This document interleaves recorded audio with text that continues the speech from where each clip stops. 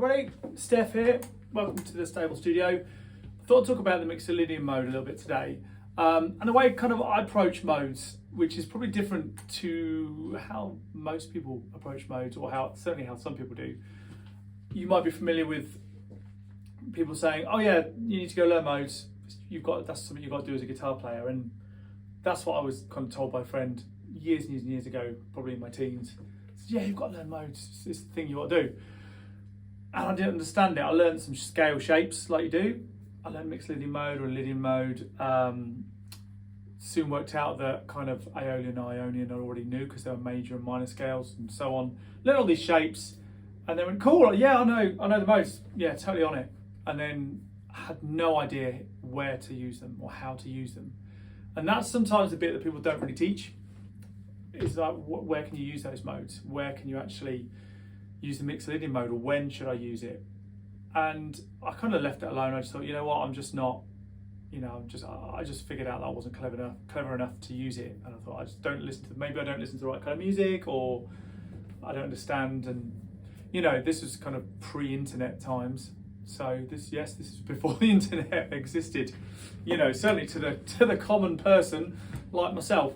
So I just kind of thought, you know what, I'll go and learn some more theory that's probably more useful to me at this stage. So I learned, getting into bands and things, especially depth gigs, I started to just learn more about key signatures, specifically key signatures, and how chords fit together in a key signature, because I worked out that if I did that, I could learn songs faster, which is what happened. I thought if I learned the relationship between chords in a key signature, when I want to work a song out, because this was before I could just type up on YouTube and put how to play whatever song it was, and someone could show you how to play it.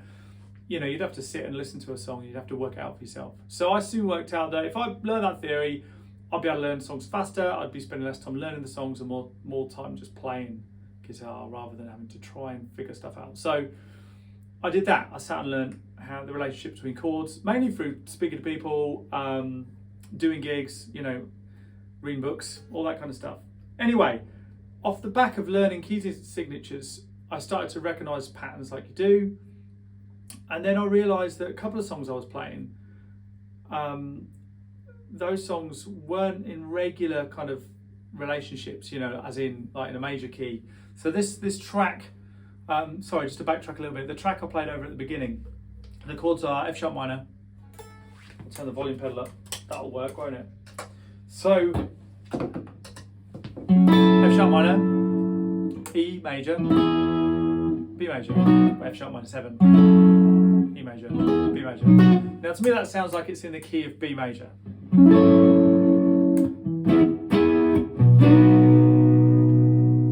It is, because the B sounds like home to me. You could argue all day with people about it, but yeah, I think it's B major. But in the key of B major, knowing my theory of kind of key signatures, B major would normally have an F sharp minor in it. It would have an F sharp major chord, because you would get a 1, chord 1, chord 4 and chord 5, which would all be major in the key of B major. If you know your kind of major and minor chords in a key signature, you know that 1 and 4, 5, 1, 4 and 5, right? Would be that shape, right? So in this particular key, the 5 chord is a minor, F sharp minor. And I think the first song I ever played in this kind of configuration, in this chord sequence, would have been Chris Isaak, which is Wicked Game, which is B minor, A, and E, all that kind of thing. And I remember working that out because I love that song. It's one of my favourite songs ever. And I remember working that out and thinking, but E major scale isn't working over this. Why? And I just analysed the chords and worked out that I'd need to adjust one note in the E major scale for it to fit over the chords. So let's get into that. So going back to this track, F sharp minor, E, B, right? If I play a normal B major scale with a root on the 7th fret on the E string here, it all works really nicely if I play the track again until you hit one note.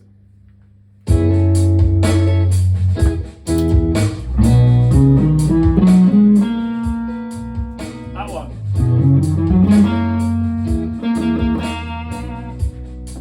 That's choice note, innit? So that sounds pretty awful. So I worked out that that was the note that was a problem. And I worked out that if I flattened that note to a flat 7 rather than the major 7, which it is, it worked over this chord sequence. And what effectively I worked out is that I needed to play Mixolydian mode over that chord sequence for it to work. Right? I didn't kind of work out why at the time. It was only that I just needed to adjust that note and it worked, right? And over the F sharp minor, it was the major 7 which sounded awful, which would sound like this. So I needed to adjust it to this. So I was like, okay, that's cool. I don't understand why that's happening, but I'll do it. So I, played that song for a long time, that Chris Isaak song. And have I pronounced that right? Isaac, whatever.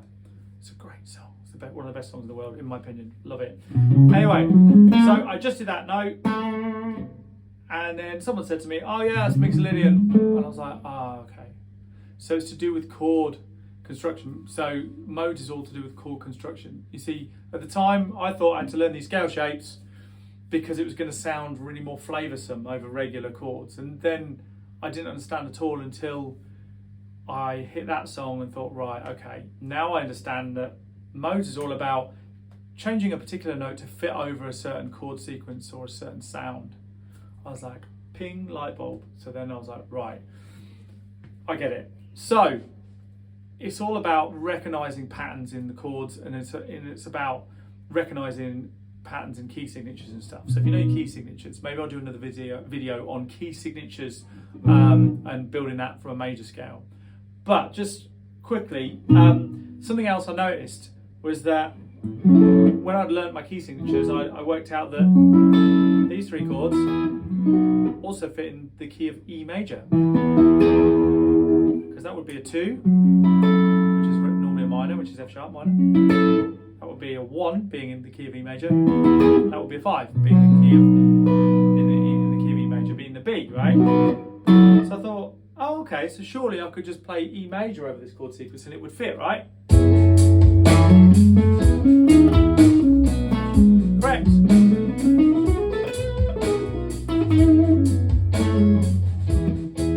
And so on. I'm just fumbling through the scale there. So I was then like, right, okay, so although this song's in the key of B, because the intention of the song is to sound like that is the home chord, if you like, I could play E major over it all day long.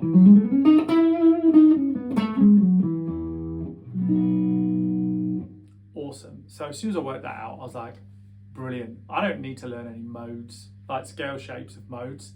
Like sitting and looking at all those dots on the fretboard, that seemed like hard work to me, like memorising all these different patterns. I was like, no, I'm always an advocate of work smart rather than work hard. So I worked out that I could almost superimpose another scale over top of a chord sequence. And I've been doing that ever since. So to give you another example of how this works, let's pick a really popular song, Sweet Home Alabama, which everybody argues about, right? Is it in the key of D? Is it in the key of G? No one knows. I think it's in the key of D. I'm not going to play the song too closely, else I'll be picked up for copyright. Not that I'm even that good, so it probably wouldn't be picked up. So, D, C and G, right? So in the key of D major, you wouldn't normally have a C major. That's a flat 7 chord. You've swapped what would normally be in the key of D major, which would be a C sharp diminished chord there, right? So there'd be a C sharp diminished chord, which kind of sounds like this. Or there, whatever. That's normally the 7th chord in the key signature. But in this case, the 7th chord becomes a C major. And it gives it that southern rock kind of bluesy sound, right? I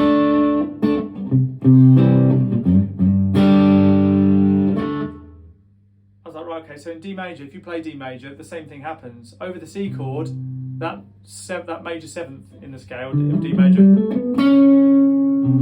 over the C, sounds horrendous. Unless you write music for a horror movie, then it sounds wicked. But I'll assume we're not writing music for a horror movie. So over the C, we need to adjust that major 7th note to the C. Right, so it became D Mixolydian. Now that's a technical way of thinking about it, as I've already explained. But if you look at the chords again, even though it's in the key of D, you might already see, if you know a bit about key signatures, that these 3 chords fit into the key of G, and that's why people argue about this song, right? So if you play the key of G major over these chords, then you can, it works perfectly. So I would always analyse the chord sequence that you're playing over, analyse the backdrop from which you're kind of, choosing notes, and just organise in your head kind of what's going on, like what chords, what's the relationship between the chords, what key is the song in? Someone said, oh, this is in the key of D. Okay, cool. But look at the chords and think, well, that chord isn't normally in the key of D. So although the song is generally in the key of D, that chord has been adjusted or whatever. I'm just going to play, if it's D, C, and G, I'm just going to play the G major scale over that and it will fit perfectly. So hopefully you understood what I'm going on about today. But it's all about analysing the chord sequence and making sure that what you're doing fits over that chord sequence. That's how I understand modes, and that's how I do it without learning all the different shapes. I just learn I've just learned a major scale and a minor scale generally. Obviously pentatonic stuff is a slightly different thing, but with major scales and minor scales, I've just literally learned, taken a major scale and popped it over, whatever the relationship of the chord sequence is. So whether it's F sharp minor, E and B, it's in the key of B, but although these 3 chords fit into the key of E major, I'm just going to play E major over it and it will fit. And that's all I've ever done, and it works every single time without you learning a ton of different shapes. You can forget that. Just know a major scale and then know your theory of how, chords fit together in a key signature, and off you go. So I'll probably do another video on key signatures. Let's do that. I'll do that on the next video, and we'll talk about kind of how to work out what chords go together. If I could talk properly today, it'd be great, wouldn't it? Work out what chords go together in a key signature, and we'll go from there. But anyway, I'll play the E major scale, I'll play it out, and I'll be thinking in E major, even though it's in B major, right? So I'll see you next time. Thanks for watching.